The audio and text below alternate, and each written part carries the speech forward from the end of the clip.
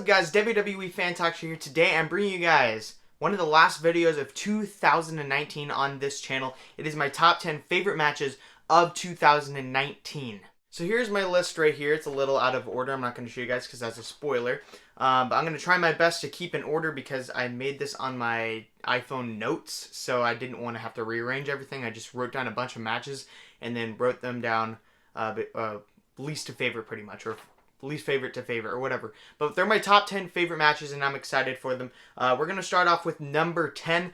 Before I get into this list, comment down below your top 10 favorite matches. Some of these are going to be, I'm going to favor more than other ones, just because I saw them in person, so just leaving that out there. So just in case you saw it at home or whatever, you didn't think it was as good as a match as some of the other ones. So just letting you guys know. Starting off with number 10, we have a Survivor Series match. It isn't a traditional series, Survivor Series tag team elimination match. It happened at Survivor Series this year. Roderick Strong versus AJ Styles versus Shinsuke Nakamura.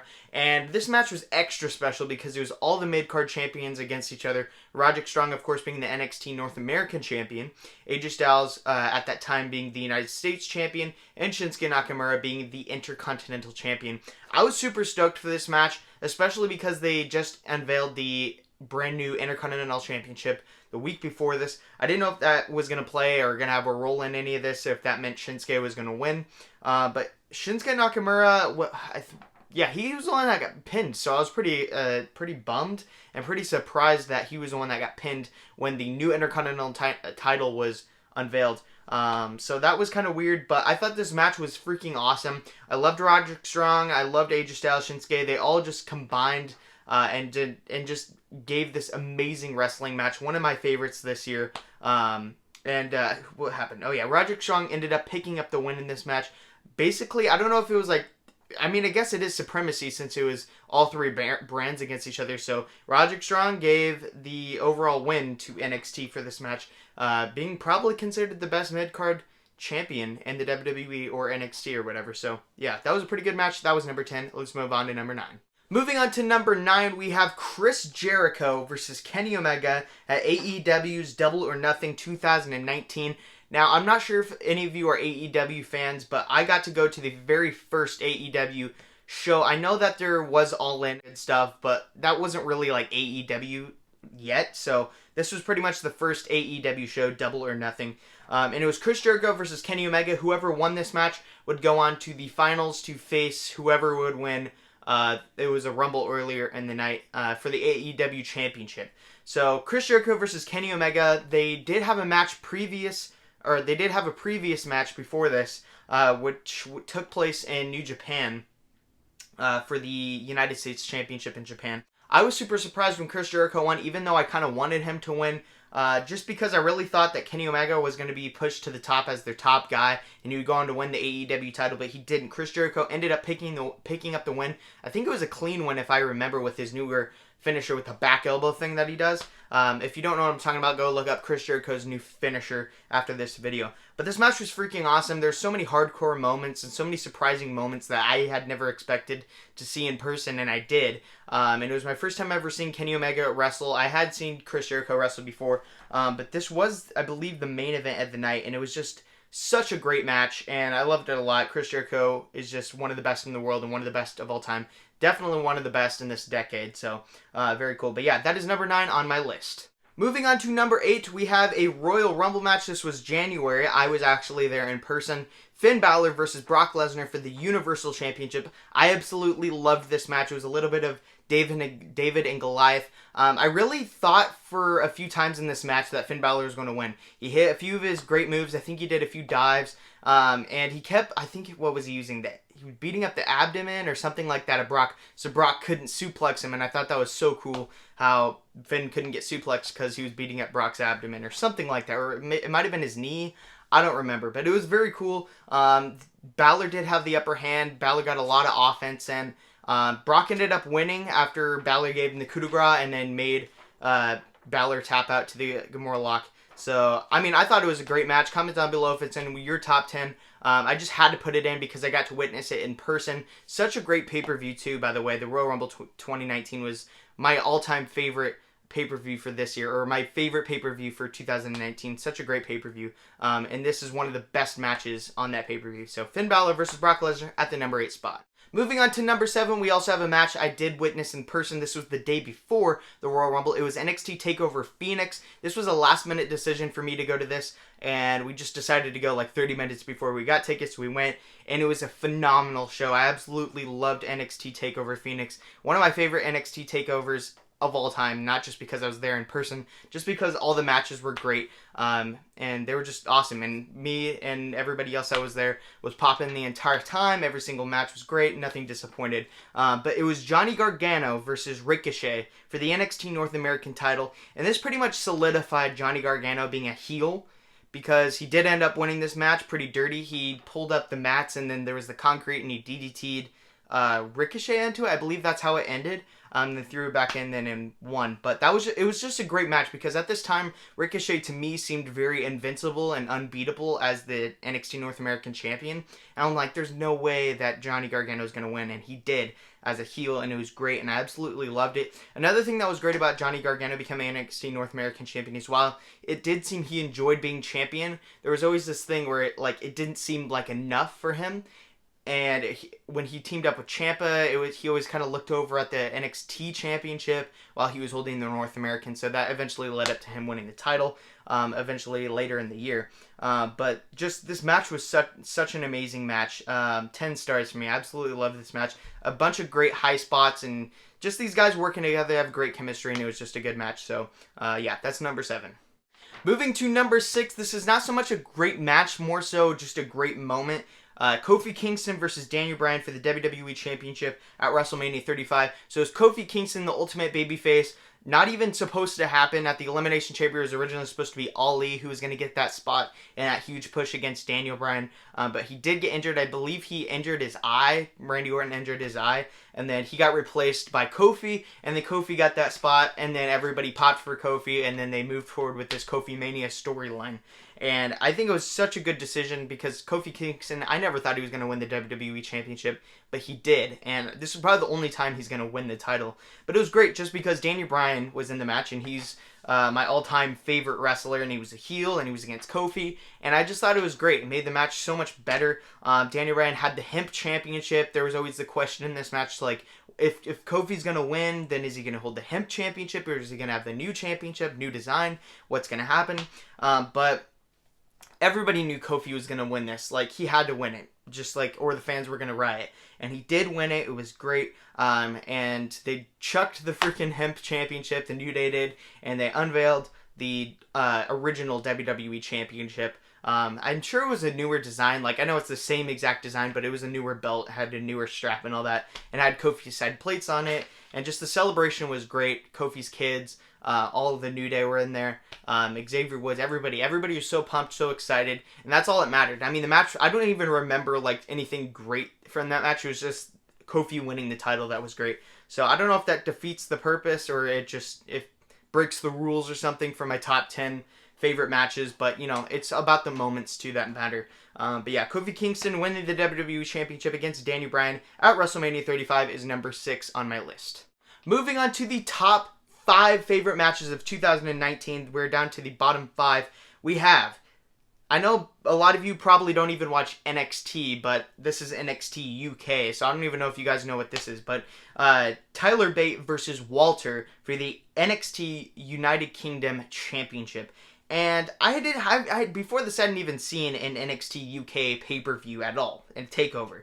So this was NXT TakeOver Cardiff. And I was just, I don't know. I mean, I knew that Tyler Bate was going to be fighting Walter for the title. And I like Tyler Bate a lot. He's one of my favorite wrestlers, NXT UK-wise. And he is the first ever NXT UK champion. And he's going up against the current NXT UK champion, Walter. And I just really wanted Tyler Bate to win this match. And they told a great David and Goliath storyline with this as well. I'm not the biggest fan of Walter. He's just kind of big and slow, but he gets the job done, and he puts guys over, and the matches are always great with Walter. He's just a big dude. His chops and all that are all great. But this match, I remember being on like my tippy toes, just like, oh my gosh, like on the edge of my seat, like so pumped, like what's going to happen? Because Tyler Bate kicked out of so many great big moves that nobody else could kick out of before, and it was just a great story. Like, Tyler Bate was not giving up no matter what. He kicked out of all the finishers, and the match just went on forever and ever and ever and ever, and Walter was just like, what do I have to do to put away Tyler Bate? Tyler Bate, like, the crowd was going insane for Tyler Bate, and so was I. I was just like, he needs to win this. In the end, he ended up getting a big clothesline from Walter, and that was it. But I just thought it was a great match. Tyler Bate, they made Tyler Bate look strong. Walter looked strong. Everybody looked strong in the end. And it made the UK title, the NXT UK title, look so much more prestigious. It made it so much more prestigious. If you know what the NXT UK title is, I recommend going and checking out this match. And then you're going to look at the title so much more different. And so much more prestige added to it just in that match. And not a lot of people talked about it in their top 10 matches. So I figured I'd add it in just because I really remember this one very well watching it. And yeah, there's some other great matches that I could have put in here, but I just remember this match and it was just amazing and I loved it a lot, and that's why it's number 5. Moving on to number 4, we have another AEW match. We have Cody Rhodes versus Dustin Rhodes. Of course, them being brothers because they both have Rhodes. They're both Dusty Rhodes' sons. Dustin Rhodes, of course, being Goldust. If you do not watch AEW, Dustin Rhodes is just Dustin Rhodes in AEW, whereas in WWE he's Goldust and whatnot. So yeah, Cody Rhodes versus Dustin Rhodes. I didn't think this match was going to be amazing. I didn't expect to put it at number 4 on my top 10 list.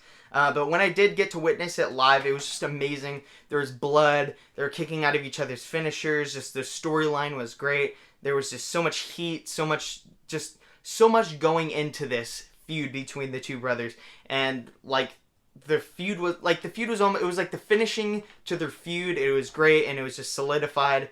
And it was just such a good storyline, such a good match. And then at the end of the match, Cody Rhodes was crying and he did this thing where he was talking to Dustin Rhodes and they were going to fight. I think Cody Rhodes was going to have a mystery partner to fight the Young Bucks. They're another tag team in AEW if you don't watch AEW. But Cody Rhodes was like, I need a tag team partner. He's like, but I don't need a tag team partner. I need my older brother. And then they give each other a hug, and then they were a tag team, and then they went on to fight the Young Bucks, I believe. I believe it was the Young Bucks. But this match was so amazing.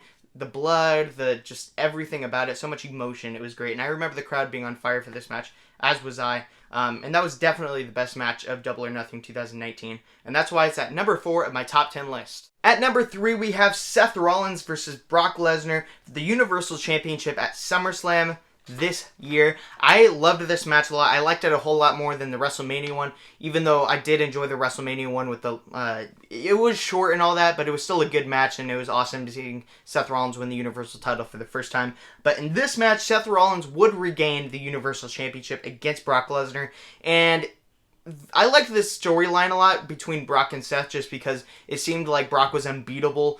He destroyed Seth Rollins. He won the Universal title back at Extreme Rules with his Money in the Bank. And he injured the ribs of Seth Rollins. He F5'd him on a stretcher. He F5'd him on a chair. And it just seemed impossible that Seth was going to beat Brock. There was no way.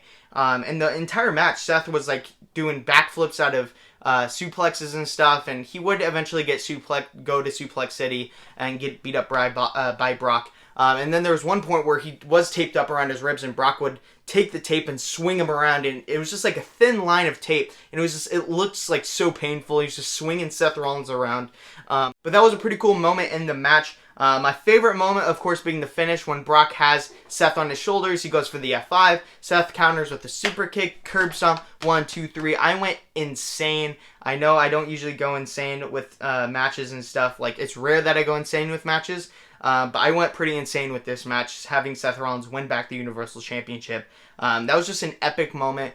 Super cool for me because I love Seth Rollins. Seth Rollins is one of my favorite current wrestlers. And for him to beat Brock with just one curb stomp was phenomenal. And that's why it's number 3 on my list. I know some of you are probably going to disagree and you're going to yell at me in the comments, but I did enjoy this match a lot. It's just my personal opinion. I did enjoy it. That's why it's number 3. Let's move on to number 2. At number 2, this isn't necessarily a one-on-one or a triple threat or a fatal 4-way or elimination chamber. It is 30 men. It is the 2019 Men's Royal Rumble match. I remember just being so amped and pumped for this match. Just all the entrants coming out and just surprise entrance and Nia Jax coming out and getting super kicked and RKO'd and 619'd or whatever. That was just super awesome. There were a lot of epic moments, but I mean, that was what is so special about this match, is that there wasn't one singular thing that highlighted the entire match. There were multiple moments in this match that highlighted the match, and that's what's so special. And it was pretty much a vacation for me because I live in California, and I drove to Arizona and had the whole weekend to prepare for this match, and it was my first ever Royal Rumble and first ever humongous pay-per-view like the Royal Rumble, and being able to see the Royal Rumble in person just makes this a whole lot better, and that's why it's number 2 on my list. Seth Rollins ended up winning the Royal Rumble. That was super cool. Everybody wanted it, everybody predicted it, and towards the end it was Andrade, Seth, and Braun, and Andrade eventually no, it wasn't Andrade, it was Dolph, and then Dolph got eliminated, and then everybody's like, oh no, Braun's gonna win this, oh my gosh, why is Braun gonna win this, and then Seth won it, everybody was pumped, and it was just such an epic pay-per-view, such an epic match, so great, I liked it a lot, that's why it's at number 2.